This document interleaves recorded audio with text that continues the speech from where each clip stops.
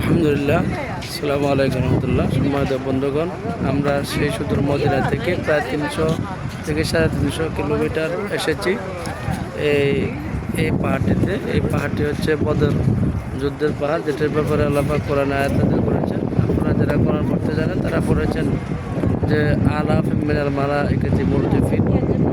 আল্লাহ পাক এই পাহাড়টির ব্যাপারে কোরআনে আয়াত নাযিল করেছেন।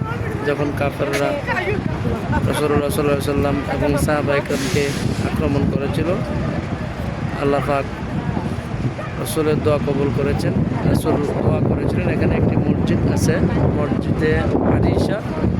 ওই মসজিদটিতে রাসূল দোয়া করেছিলেন যে আল্লাহ, আপনি আমার রহমত করেন, আমাকে সাহায্য করেন, আমি যেন বিজয় লাভ করতে পারি। রাসূলের দোয়া কবুল করেছেন আল্লাহ পাক, এবং এখানে 1000 ফেরেশতা পাঠিয়েছেন, তারা যুদ্ধে বিজয় লাভ করেছিলেন। তো এই পাহাড়টির মধ্যে আরেকটা রহস্য হলো যে আপনি দেখেন ওই যে বিশাল দূরে পাহাড়গুলো দেখেন, ওই পাহাড়গুলো পাথরের পাহাড়। সৌদি আরবে সব পাথরের পাহাড় বেশিরভাগ, তো মাটি নেই বললেই চলে। কিন্তু এই পাহাড়টি, এই বদর যুদ্ধের পাহাড়টি যেখানে ফেরেশতা নেমে এসেছিল, যুদ্ধ করেছিল, এই পাহাড়টি দেখেন শুধুমাত্র বালু ছাড়া আর কিছুই নেই। আর এরকম বালুর পাহাড় আর একটাও নেই, আমরা দেখতে পাইনি কোথাও। এই পাহাড়টি রয়েছে, দেখেন লক্ষ লক্ষ মানুষ এখানে আসছে। ওই দেখেন একদম উপরে উঠে গিয়েছে, আল্লাহু আকবার। এই যে দেখেন বিভিন্ন দেশ থেকে মানুষেরা আসছে, এই যে গাড়িগুলো দেখেন বিভিন্ন দেশ থেকে মানুষেরা আসছে এবং ভিডিও করছে তারা। আমাদের টিমও এসেছে এখানে, আমরাও এই গাড়িটি নিয়ে এসেছি।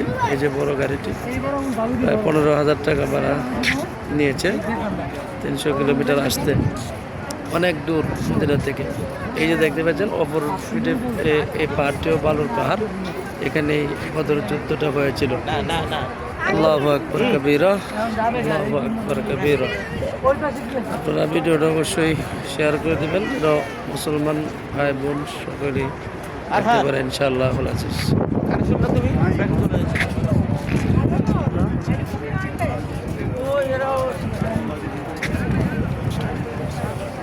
আল্লাহু আকবার।